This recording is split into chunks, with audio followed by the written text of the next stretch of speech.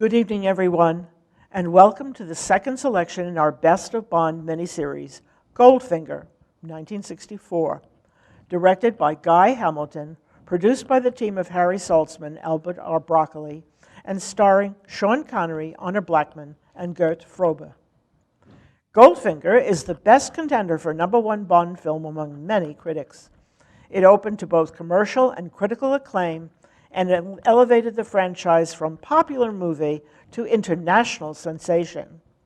Goldfinger was a financial success, earning over $125 million on an investment of only $3 million.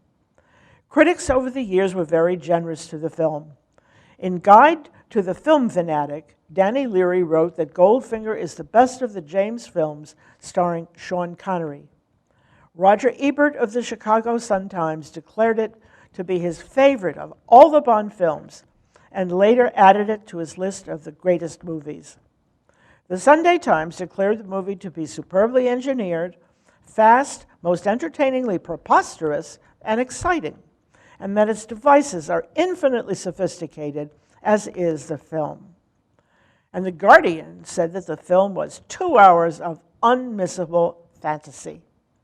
Goldfinger won an Oscar for Best Sound Effects Editing, the first Oscar to be awarded to a Bond film. The movie had been described as the most highly and consistently praised Bond film of them all, and its extraordinary success led to the emergence of many other works in the espionage genre and of spoofs of the Bond films. John Barry, the composer, and Robert Brown-John, who designed the film's iconic titles, were both part of the winning team that Saltzman and Broccoli had assembled for the film's highly successful predecessor, From Russia with Love, shown here last week. Barry's soundtrack album was able to secure Barry's soundtrack album for the film went gold that year, eclipsing even the Beatles. Broccoli was able to secure unusual privileges for filming the serial scenes from a close friend who was a retired RAF officer. Designer Ken Adam created the Fort Knox set to reflect Broccoli's vision of Fort Knox as a cathedral of gold. The signature title song was sung by Shirley Bassey, and Marty Waxman wrote the famous Bond theme, which we hear in every subsequent Bond movie. The producers were constantly fighting with the censors. The Brits were worried about violence, and the Yankees were panic-stricken about sex.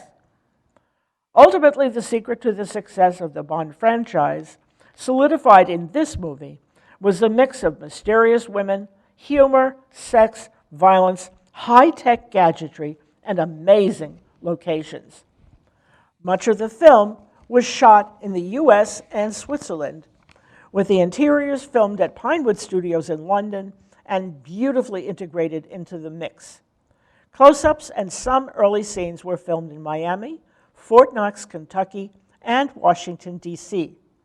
Pinewood Studios remained the home of the series for 16 of the 25 Bond movies.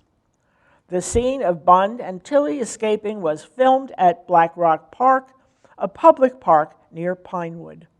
Among the easily identified American locations are the Fontainebleau Hotel in Miami, still a favorite in South Beach, and Fort Knox, Kentucky.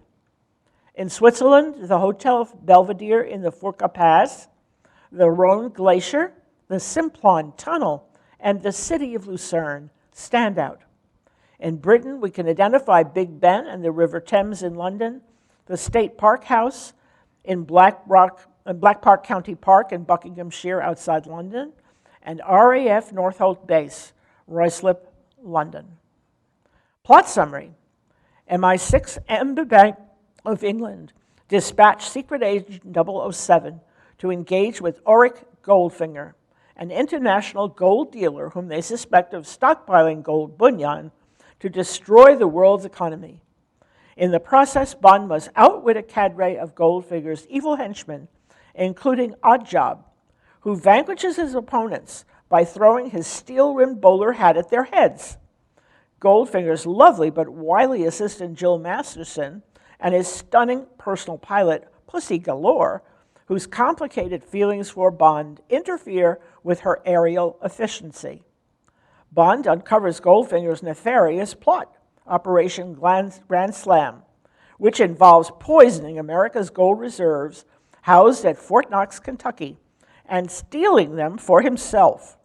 With the help of his friend and CIA agent Felix Leiter, Bond and Pussy set out to protect America's treasure and save the gold. Fun facts about the film. The junkyard scene had to be filmed in Miami because there were no similar sites available in Europe at the time.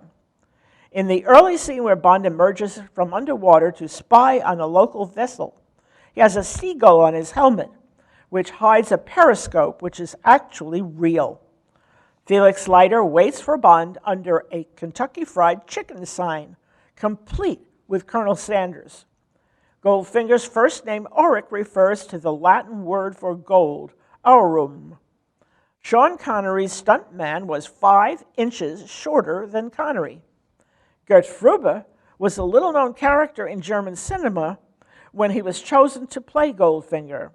Since he spoke no English, his voice had to be dubbed by an English speaker. We actually never hear his voice. Shirley Eaton, who played Jill Masterson, became the model for later Bond girls. Her coat of gold body paint became one of the most famous scenes in cinema history. Sean Connery had to learn to play golf for this movie. It became a lifelong pleasure for him. The golf course where Bond meets Goldfinger was the Stokes-Poges course outside London. Several Aston Martin DB5s were built for the film, and a Ford Mustang was donated for filming, introducing that model to Europe for the first time. Every Bond film has a sacrificial lamb. In Goldfinger, that lamb is Jill Masterson, who falls prey to Goldfinger. Alfred Hitchcock told Guy Hamilton that he loved the scene in which the little old lady with a machine gun opens the gate, and that he wished that he himself had done that. This is the first film in which laser beams were used. The women who appeared in Pussy Galore's Flying Circus were actually a group of male crop duster pilots who wore wigs they abhorred. The British censors wanted Pussy Galore's name to be toned down to Kitty Galore, but they backed down after Prince Philip visited the set and was photographed with Honor Blackman. The Aston Martin was dolled up with several gadgets in exchange for prominent product placement. Among these gadgets were the famed ejector seat, an oil dispenser, a car phone, and a smoke screen fabricator. The model, Jet, used for wild shots of Goldfinger's Lockheed Jet Star, was painted differently on the right side, so the crew could also use it as the presidential plane that crashes at the end of the film. Robert Brownjohn's opening sequence of credit clips from the various Bond movies projected on Margaret Nolan's body was inspired by him seeing light projected on people's bodies as they rose and left the theater. There are many references to gold throughout the film to enhance viewers' understanding of Goldfinger's obsession with the metal. Goldfinger's yellow Rolls Royce sports plate number AU1. Many women have gold or red hair. There are yellow or gold items in every scene, including a gold pistol. Jill Masterson is killed when she's encased in gold paint. Bond is bound to a cutting bench with a sheet of gold on it. Goldfinger's factory workers have yellow sashes. Pussy has a yellow vest, and her pilots have a yellow sunburst logo on their sleeves. The film was temporarily banned in Israel because of Frube's alleged associations with the Nazi Party in his youth.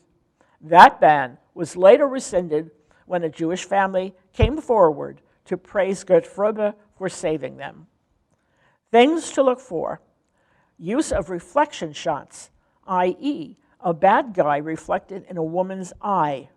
The scene in which Goldfinger cheats at golf, and another in which he cheats at cards. Watch Oddjob squash the golf ball with his bare hands and clobber his opponents with his steam-rimmed hat.